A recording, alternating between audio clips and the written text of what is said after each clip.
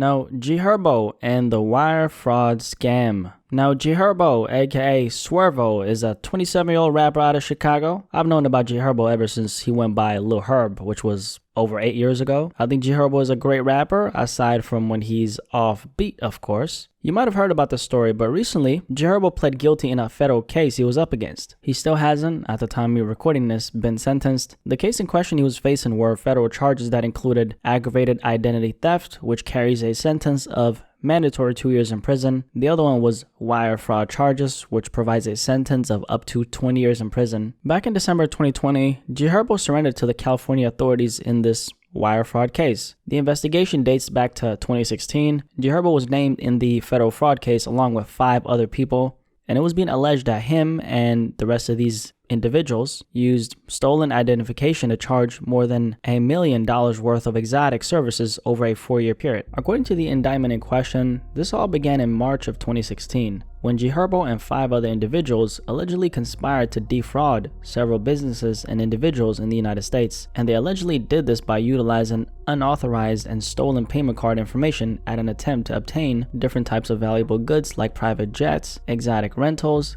yacht charters, luxury hotels, vacation rental accommodation, private chefs, security guard services, designer puppies, damn, this list is long, limousines, chauffeur services, commercial airline flights, consumer goods, and meals. Damn, Swervo was getting busy. So before we continue, let's make this a little educational while we're at it. What is identity theft and identity fraud? Well, it's essentially when someone wrongfully obtains another person's personal info to make a little bit of pesos. It's of course done with the intention of making a little bit of money at the expense of another human being, that is. Let's make this a little more specific. What is credit card fraud? Well, that's when someone makes a specific unauthorized purchase using stolen credit card information, or in a lot of cases, they just steal your funds. You might have been a victim of this. You might have someone in your family who's been a victim of this. The man speaking right now was unfortunately the victim of this a few years back. Somebody, his mom is obviously a hoe, somebody skimmed over $300 from my bank account. Mind you, I was dead broke, still sleeping on my dad's couch. Had plans of leaving though, but my plans obviously got postponed because somebody took my damn money. How that happened? Well, I swiped my card at a shady corner store. Had a really bad feeling right after I left, by the way. That's that intuition talking to me. Next thing you know, I checked my bank account and that shit said minus 300 because I ain't had no money, right? So I don't know where I was just short $300. I did get the money back through my bank, but obviously it didn't feel good to have that taken away from me since I at the time was broke as hell, and to be honest, I felt kind of fucking violated. According to research, by the way, 65% of US adults with a credit card or debit card have experienced credit card fraud at least once. This is something that happens to people on the daily, which is why it's really important to protect yourself. There's predators lurking in the shadows waiting to pull this on innocent people. And if you're at least mindful of this, that'll make it 50% harder for said predators to strike,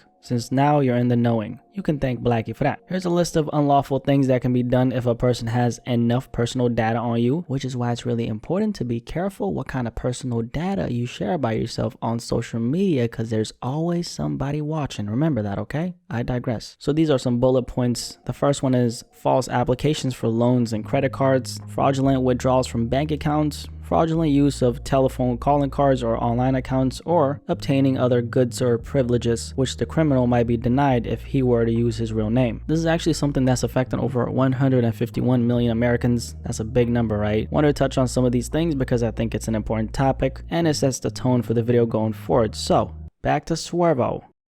So this indictment was alleging that G Herbo and the other folks involved provided authentic payment card information, so real people's info, such as the cardholder's name, addresses, payment card numbers, security codes, and account expiration dates in order to defraud people and businesses. The victims in this case, which consisted of people and businesses, apparently ended up discovering the transactions on their accounts, disputed the charges, and they eventually got their money back. According to the indictment, how they got a hold of their information, well, it's alleged to be the dark web or other resources. They then allegedly texted and or used social media to share the stolen information between each other, which that's obviously not too smart. Don't want to sound like I'm an advocate of fraud, but if you're gonna do it, at least do it the smart way and use this one resource called don'tscamgoddammit.com. One of the people named in this indictment, who used an alias by the name of Darian Grieger called a pet company in Michigan to order designer puppies for G Herbo. I don't know what the fuck designer puppies is. Anyway, so when he called this company, they were apparently a little suspicious and asked the person who called on the behalf of G Herbo to confirm the order by messaging her from his Instagram account. So a person essentially called this company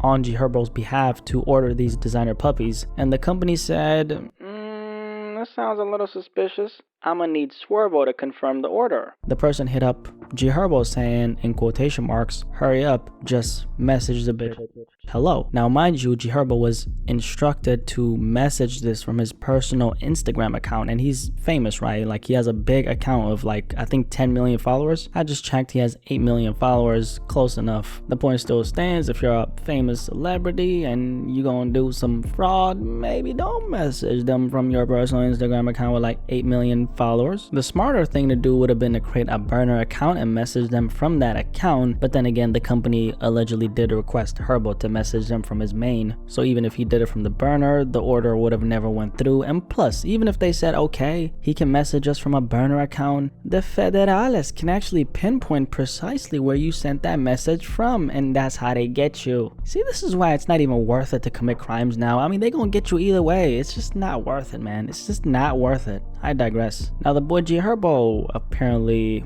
followed through on those instructions, which was a mistake, because now they got you on wax being involved in a wire fraud scam. Not good. Very bad. According to the indictment, the company messaged Swervo back saying, "You're getting 2 puppies, correct?" Swervo confirmed the order, allegedly. Also, on this indictment, they were claiming that on G Herbo's request, a week stay at a villa in Jamaica. Damn, I really want to go to Jamaica. Wagwa my youth. A week stay at a villa in Jamaica back in July 2017 was booked with the use of stolen credit cards. Another trip to Sunny Isles, Florida was illegally charged using these credit cards. And along with that came a personal chef and a private security team. Them boys were living it up, man. In March 2017, according to this indictment, one of the defendants in this case used the name Richard O'Malley to book a private jet for Swervo's entourage. This trip was from Chicago to Miami. The indictment also stated that rented luxury cars for the team were booked as well, which included a Bentley and a Maybach S600. The indictment also alleged that trips to Miami, Texas, New York, New Jersey, and California, along with hotel rooms and paid meals, were booked using stolen identities. G Herbo was also charged with allegedly making false statements to a federal agent in relation to this case. He was asked about the alleged ringleader, the person who set this entire thing up. So he was asked about that person in relation to this scheme and denied any connection to this person. In the end, they found out that he allegedly had frequent direct contact with the person, and so he got charged.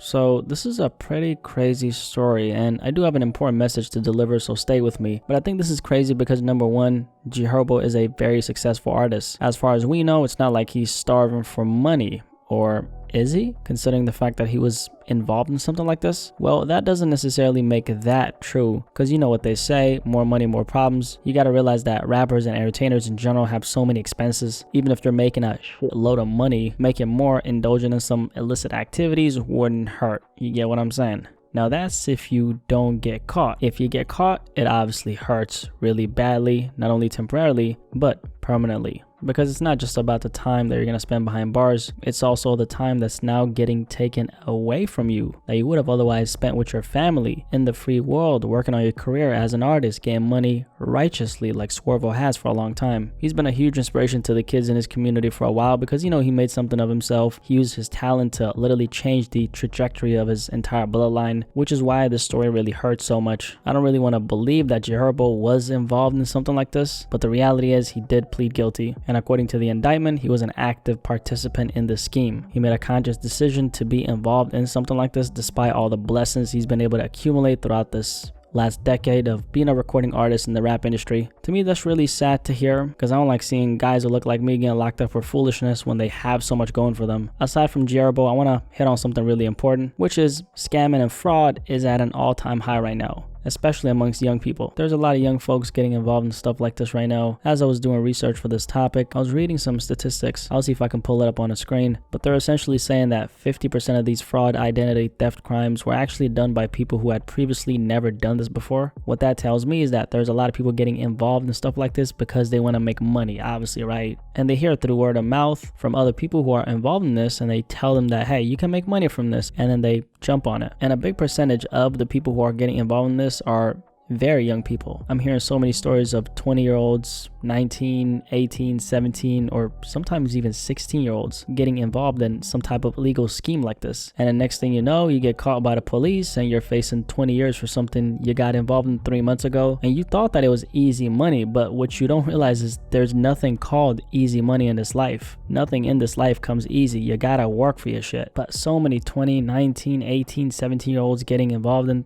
something like this, and next thing you know, you get caught by the police and you're facing 20 years for something you got involved in 3 months ago, when you could have taken the other route, which is get a job like the rest of us, make money righteously, stack your money righteously, put a percentage of that money aside for investments, put a little bit of play money aside so you don't go insane, enjoy yourself on the weekends, work 5 days a week, keep stacking your money, stay out of trouble, cut off all those people who are trying to convince you into getting involved in this bullshit, and be happy that you're living in a free world where you're able to make choices for your life and not be held back by the law because you decided to break the law. Once you get involved in something like this, there's actually no going back. Let me tell you why. There are two ways it'll play out. The first one is, this is very unlikely, believe it or not, but the first way it possibly could play out is you get involved in a little bit of fraud and scamming and whatever, right? And you make a big ass bag from it temporarily because you are, after all, breaking the law. And what's the likelihood that the people you're doing this with are actually good at it? Because you actually have to be good at fraud and scamming, something a lot of people don't realize, and they don't really tell you this, right? If you don't have the discipline to hold down a job, which you clearly don't if you resort to something like this, and you don't have the discipline to show up 5 days a week, show up on time, do a good job while you're at it, what makes you think you'll have the discipline for doing fraud full time, and on top of that, evade the authorities while you're at it? Because the federales, they are on people's ass these days. They're out here actively looking for people committing these types of crimes. So back to what I said earlier, you get into this stuff and you make a decent profit. Now that could happen, but what's more likely to happen is option number B, and this is how that'll play out. You get into this and you get caught 99% of the time. And a lot of times it won't be because of your slip up. It'll be because you're in bed committing crimes with a bunch of knuckleheads who don't know what the hell they're doing. When those knuckleheads get caught up, because they will, your name is going to come up in that interrogation room. They're going to be singing your name like The Weeknd is singing on that microphone. And so now you're facing 20 years because you didn't want to get a regular job like the rest of us. Now, how about if you get into this, make a little bit of money, let's say a couple bands, a couple thousand, right? And you get out and live your life righteously. Well, you could, but there's still a chance that 6 months from now, a year from now, 2 or 3 years from now, that your name comes up in one of these indictments. See, that's something you didn't think about. You thought you could make money doing fraud, collect some bands right there, and then collect some other bands right there, and then just get out, right? Ho, ho, ho, you got too much dip on your chip. Oh, no, that's not how it works. Because usually how this goes is people who get into doing fraud don't stop until they get caught. So regardless of if you get involved with them and quit, there's still records of you being a part of this. There's text messages, there's phone calls, there's transactions, which is the only thing that they really need to convict you. So it never ends well. And I'm being so descriptive right now because I know there's at least a couple people who support me who are either involved in this right now or have thoughts of getting involved in something like this. If you're listening to this right now and you're involved in something like this, hear me out, okay? Listen to me. Stop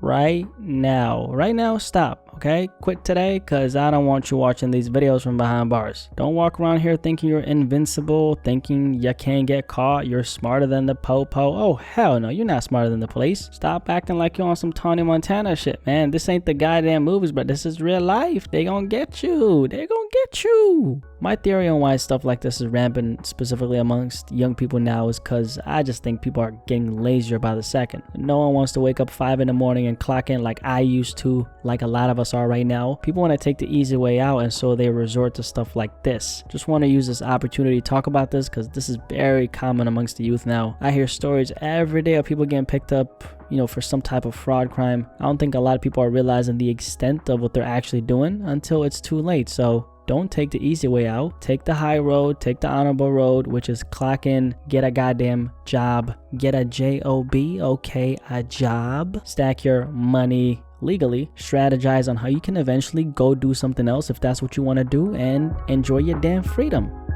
I don't know what exactly is going to come from this, but I think his story can serve as a lesson for other people, right? Because hip hop has a young demographic, and there's a lot of young people who support these artists, and a lot of those young people, a lot of times they don't realize the extent of the consequences that can come. I mean, G Herbo is someone who's successful. He has money. He has all kinds of resources. And if things are going down like this for him, imagine if you don't have those resources and you can't pay money for like a bunch of lawyers, high-end lawyers and all that, right? So again, moral of the story, don't scam. Just go the honorable direction, which is work, get a job, stack your money legally, okay? I might add legally. Don't get into all this craziness. Please don't do it, okay? Apparently he's gonna get sentenced. I'll see if I can pull it up somewhere here. I think the sentencing is, I believe it was in November. Anyway, what you guys think about this topic, the G Herbo wire fraud scheme? And them boys was getting busy, obviously. So, you know, and this is how the story is, quote unquote, ending, so to speak. I'm curious to hear what you have to say about this, and yeah, don't scam, okay? I'm out. Peace.